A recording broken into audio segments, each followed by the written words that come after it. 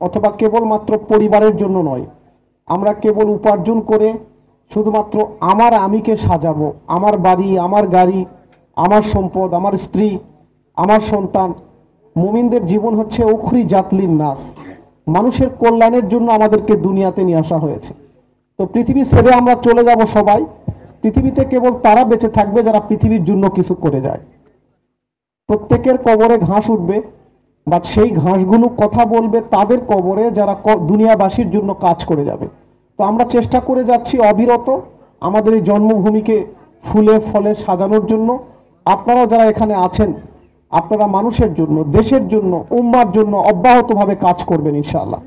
তো আপনাদের এই মসজিদ তৈরি হয়েছে, তো মসজিদটা এটার কারিগর আপনারা।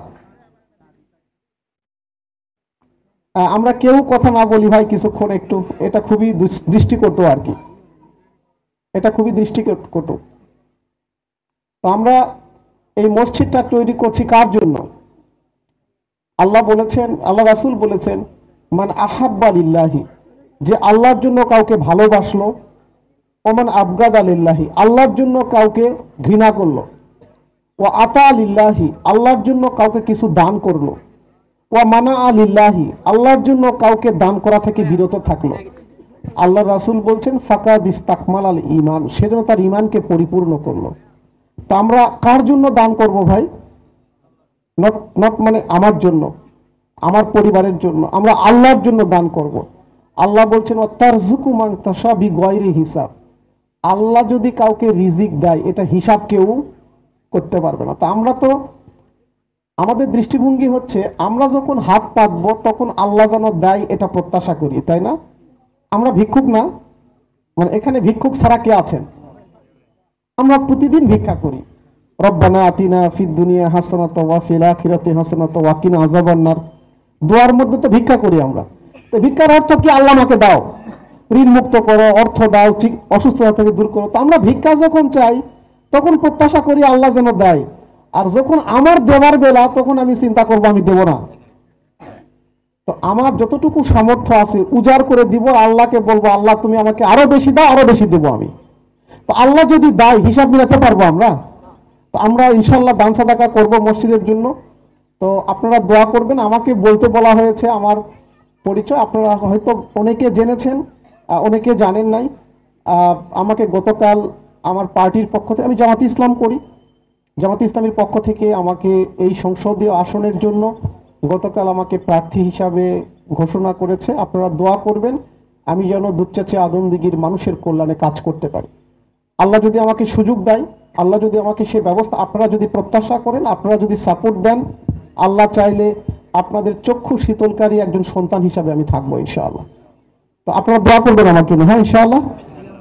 আমি আপনাদের আশ্বস্ত করছি আমার তারুণ্যের সবটুকু দিয়ে, আমার যোগ্যতা সামর্থ্যের সবটুকু দিয়ে, আমি ক্ষুদ্র মানুষ, কম জ্ঞান, কম মেধা, কম যোগ্যতা আছে, যতটুকু আছে ততটুকু আমার জনপদের মানুষের জন্য ব্যয় করবো ইনশাআল্লাহ। আর এই মসজিদে আমি নামাজের আগেও বলেছি, এটা নিয়ে আমাদের একটা পরিকল্পনায় আছে। এই মসজিদে এমন থাকবে না, আপনারা দেখবেন ইনশাআল্লাহ এই মসজিদ থাকবে না। আল্লাহ, আমরা যদি ইটের বাড়িতে ঘুমাই, আমাদের মসজিদ কি টিন শেড থাকবে নাকি? থাকবে না। বাট সাময়িকভাবে স্টার্ট করেছেন, যাত্রা এভাবেই হয়, কোনোটার যাত্রাটা এভাবেই হয়, মানে আপনি সব কিছু গুছিয়ে শুরু হয় না। তো আপনাদের যতটুকু সামর্থ্য ছিল করেছেন, এটা আমাদেরকে দেখতে দেন। আল্লাহ চাইলে এখানে একটা সুন্দর নান্দনিক দৃষ্টিনন্দন মসজিদ হবে ইনশাআল্লাহ। তো আপাতত আমি মসজিদ কমিটিকে বলেছি আপনারা বেশি খরচ করেন না, কারণ এগুলো তো ভেঙে ফেলতে হবে। মানে এগুলো এমন কিছু করেন না যেগুলো অর্থনৈতিক ক্ষতিটা মানে বেশি হয়। পরবর্তীতে যতটুকু হয়েছে কষ্ট করে এর মধ্যেই নামাজ পড়েন। আমি আপাতত সাময়িক সময়ের জন্য আপনাদের যেহেতু অজুখানা নেই, আমি 40,000 টাকার মতো ব্যয় করে আমি আপনাদের অজুখানাটা করে দিচ্ছি। আমি ভালো অজুখানা করে দিতে পারতাম, মানে 1-1.5 লাখ টাকা দিয়ে, বাট এটা দিচ্ছি না ইচ্ছে করেই। এটা ভেঙে ফেলতে হবে আবার, অথবা কোন জায়গায় পজিশন হয় পরবর্তীতে মসজিদের ডিজাইন তো তৈরি করে ইঞ্জিনিয়াররা যেভাবে বলবে তখন ভাঙলে তো অর্থনৈতিক একটা ক্ষতি হবে। আমি ছোট্ট করে 40,000 টাকা ব্যয় করে আমি একটা ছোট্ট অজুখানা করে দিচ্ছি, আপনারা যেন মানে 5 ওয়াক্ত নামাজটা সুন্দরভাবে পড়তে পারেন ইনশাআল্লাহ। তো আপনারা সবাই ভালো থাকবেন, আমার জন্য দোয়া করবেন তো ইনশাআল্লাহ। আপনারা দোয়া করবেন, আপনাদের সাথে কথা হবে ইনশাআল্লাহ। আল্লাহ এই গ্রামবাসীকে ভালো রাখুন, সুস্থ রাখুন, যারা মসজিদের উদ্যোগ নিয়েছেন তাদেরকে আমি কৃতজ্ঞতা জানাচ্ছি। আসসালামু আলাইকুম ওয়া রাহমাতুল্লাহি ওয়া বারাকাতুহু।